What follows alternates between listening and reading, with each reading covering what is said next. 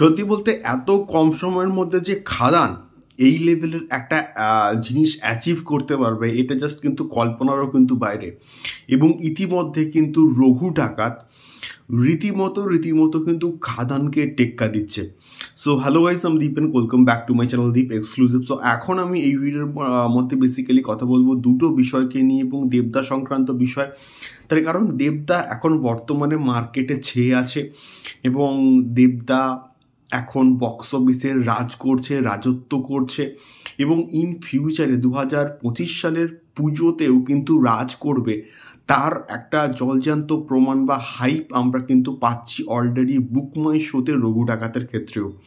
তো সেক্ষেত্রে প্রথমে যদি খাদানকে নিয়ে কথা বলি তাহলে খাদান বর্তমান সময়ে কিন্তু সব থেকে ফাস্টেস্ট বক্স অফিস কালেকশনস কিন্তু করছে। মানে আমি ইন দ্য সেন্স বলছি যে সব থেকে কম সময়ে 15 crores ক্লাবে কিন্তু খাদান জাস্ট পৌঁছে গেছে। জাস্ট মাত্র কিন্তু 3 সপ্তাহ মতো কিন্তু হয়েছে এবং এই এত কম সময়ের মধ্যে খাদান জাস্ট যে ল্যান্ডমার্কটা টাচ করেছে সেটা সত্যি বলতে হিউজ। এর আগে যখন বাংলা প্রজেক্টগুলো যখন মুক্তি পেত সেখানে কিন্তু লেখা থাকতে সগৌরবে থার্ড উইক বা চতুর্থ সপ্তাহ বা সগৌরবে পঞ্চম সপ্তাহ, সেই কথাটা এখন আমরা কিন্তু দেখতে পাচ্ছি খাদানের ক্ষেত্রে। তো খাদান মাত্র 3 সপ্তাহের মধ্যে কিন্তু 15 crores ল্যান্ডমার্কটা কিন্তু টাচ করে গেছে এবং যেটা বহুরূপীও কিন্তু করতে পারেনি। এবং রিসেন্ট টাইমে তো বহুরূপী মানে শিবপ্রসাদ ভার্সেস দেব ফ্যান্স যে ক্ল্যাশটা চলছিল সেই ক্ল্যাশটা সত্যি বলতে আমি এটাকে নিয়ে কন্ট্রোভার্সিয়াল কিছু বক্তব্য রাখতে চাই না, বাট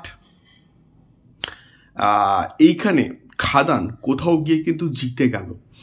এত কম সময়ের মধ্যে এত বড় একটা ল্যান্ডমার্ক, এত বড় একটা অ্যাচিভমেন্ট অ্যাচিভ করা কিন্তু চারটিখানি কথা নয়, বস দম লাগে এবং সব থেকে বড় এক্সপেরিমেন্টাল প্রজেক্ট এই সময় দাঁড়িয়ে। এবং সেখানে এই পার্টিকুলার প্রজেক্টটা প্রচণ্ড সাকসেসফুল হয়েছে এবং সেটা শুধুমাত্র দেবদার প্রমোশনাল প্ল্যানিং এবং ভালো এবং গুড কন্টেন্টের জন্য কিন্তু হয়েছে। এটুকু কিন্তু বেসিক্যালি বলার।